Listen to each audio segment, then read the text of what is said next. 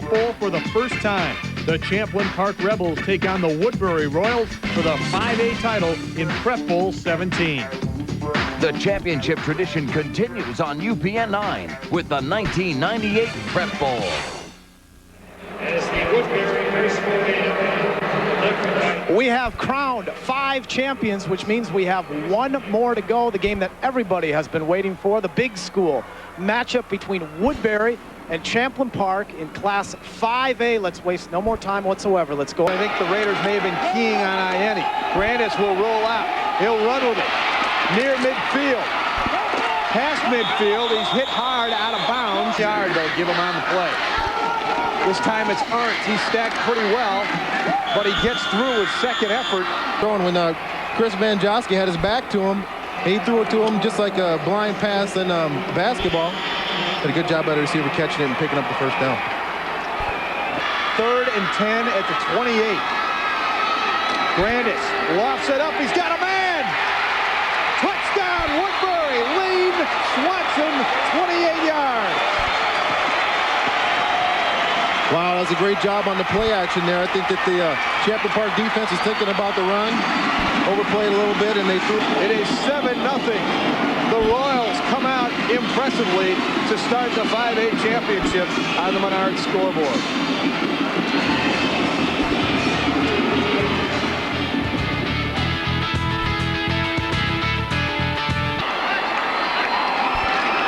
Stock rolling out.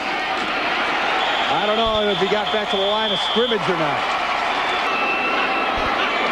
Long count by Stock. Might have lost a yard or two. That looked like Haugen. I'd imagine. Yep. From the shotgun, Stock to Shear. And he is brought down. Justin Miller made the tackle. Here I saw how the numbers stack up. Woodbury scoring about 6 more points a game.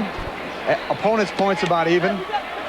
Not too much difference. The enrollment, Champlin Park, over 2,000 kids. Woodbury just under 1,400. On the upper left of your screen, 3rd and 9. Stock under pressure.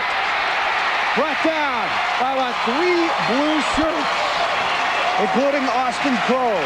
4th and 12 at the 21. They need to get to the 9-yard line. Down.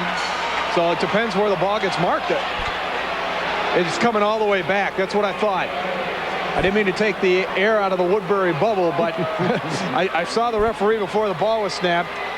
The back judge tried to say no play. It comes back to scoreboard. Has got us confused, but Champlin Park's got the ball again. Stock going deep. Great coverage on the play by Andrew Hilliard. Andrew Hilliard was with him step for step, and like we talked about earlier in the game, you can look back, you can have a little contact as long as you are not, as long as you're looking in the backfield. You just can't face guard.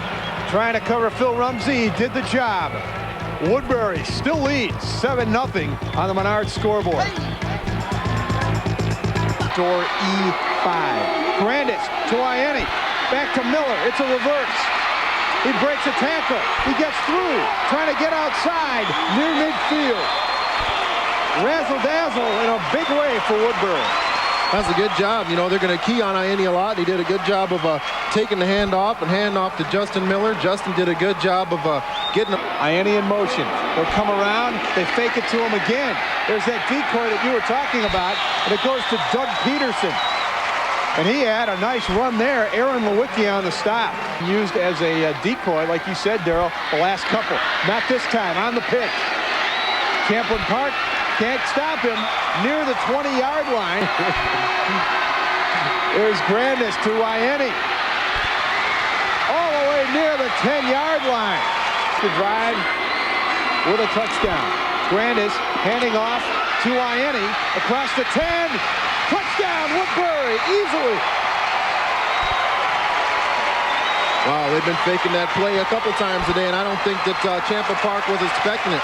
They hand it off to him coming around on the right side, and he shows some great speed pulling away at the end, and he doesn't really even need to run full speed in the end zone. Well, the governor-elect doesn't like the numbers right now. 13-0. Singerman Louis Ianni has given Woodbury a 13-0 lead. Champlin Park needs to get back in the 5A title game.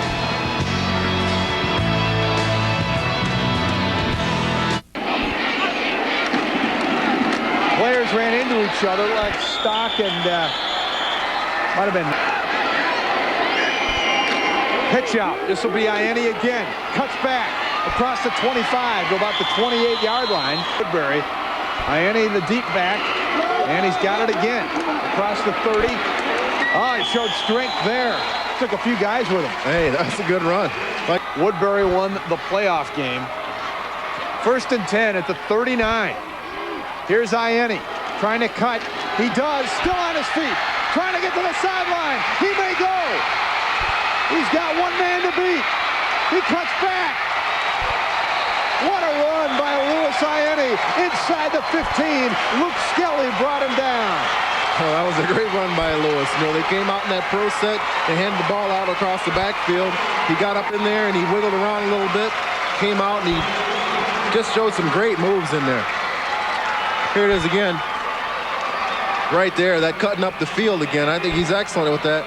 And right there, spreading your feet like that, those fast guys don't got those shakes like that a lot of times. And then right here, not being satisfied at the end of the run, cutting it up and picking up about 5 or 6 more yards. He faked Sean Austin, among others, out of his shoes, and he's over 100 yards. Royals on the move. Arndt to the 5, past the 5, should be 1st and goal, Royals. Keeper, Grandis, touchdown, Woodbury.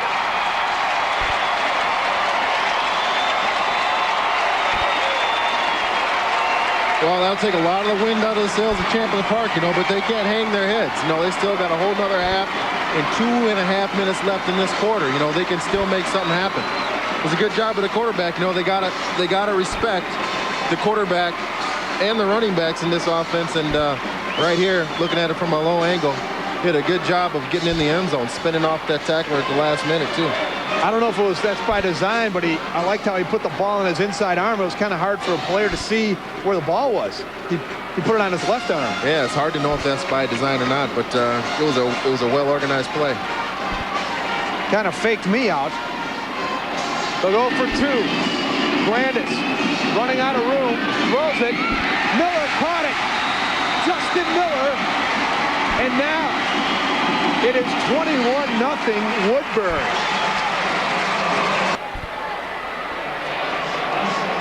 You gotta respect the fullback and the tailback going up in there. And I guess they designed having that ball on the inside hand, and they score. You know, they're running them up and they're beating them up a little bit. They had a slow start and they've got it going now. That's an impressive drive, 81 yards, 10 Shear in motion. Stock rolling out, going to his man, Shear. No catch. Justin Miller with the hit, and he timed it perfectly. Justin Miller's doing a good job on both sides of the ball right there. I think that receiver would have caught the ball. So there have been more points in this game than in this half than in that entire game. Bobbling the ball, but making the catch. Stock completing that after 4. They're at the 28-yard line. I mean, Gary Halverson try to squeeze a little more out. I think you might try to squeeze something out. I think you might as well put the nail in the coffin. When you're hot, you're hot. And, going in with 4 touchdowns or 3 touchdowns and a field goal is better than just 3 touchdowns. You got 2 minutes to do it. Here's Ianni. Lots of room. Near midfield. Is on the Royals 4x400 relay team. He's got the speed and the moves. Showed some moves there. Trying to make something out of nothing across midfield. Got about 4 yards, a hard-working 4. Luke Skelly. And the numbers keep going up. Give credit to Kangas, Prokop, Carlson, Jager, Shotbell, and Dudgeon, the offensive linemen of the Royals. 2nd and 7. The fake of the throw, the delayed draw to Ianni. Stopped it because it's a 1st down. Grandis faking to Ianni. He's rolling out. He's got some room. But he's staying in bounds. He gets away. Inside the 30, out of bounds around the 25-yard line. It's hard sometimes. 3rd and 10. Woodbury downfield. Man open. open Lane Swanson. Touchdown. He got in. 24 yards. That was a good job of Lane finding the seam in that defense. And a really good job of Bobby Grandis sitting in the pocket and delivering the ball to him. Here it is again, Darrell. Grandis really fired it. He did really throw that ball. That was a great job of Justin going up and getting that ball. And Chris Van Josky, he fired it, and Lane Swanson was right on the line. 28-0 with 19 seconds left. The Woodbury defense had held. They got the ball back, and they took not very long to score again. Wow. This is surprising. I mean, this is Champlin Park coming in number 4. They beat some tough teams to get here. Woodbury, they beat the defending champs.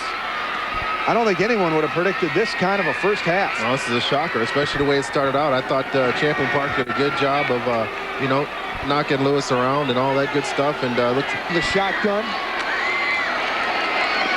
Under pressure. He's going to be sacked. Oh, he took a hard hit there.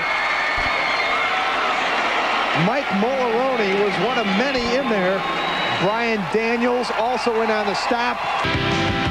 Woodbury Royals with a dominating performance in the first half. They're up by 4 touchdowns over Champlin Park after 2 quarters of play.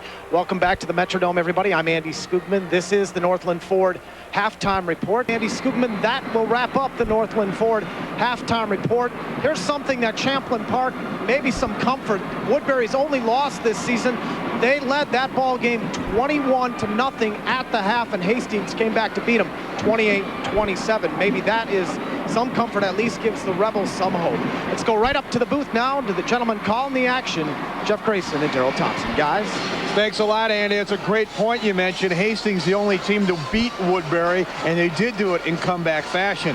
But Champlin Park has really got to change things once we start the third quarter, because Woodbury is on a roll as we go to the highlights from the first half. This was the first touchdown. Bobby Grandis going to airmail, Darrell, for Lane Swanson. Lane did a great job of getting open there. Got behind the defender and just a good job of catching the ball and getting in the end zone. 1 of 2 for Swanson. Then the second touchdown. It came on a beautiful run by Lewis Ianni. This is the first time we got a little look at Lewis's speed, and he's got a lot of it, and I hope we'll see a lot more of it here in the second half. And it was a 2-touchdown game there.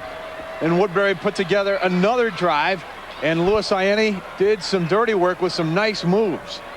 Yeah, right there. He broke some tackles right there. He called that boogie down, is what my old coaches used to call that. You get a little wiggle, get the guy to settle his feet, then you run away from him. As you see him cut back there for extra yardage, as you said, he wasn't content.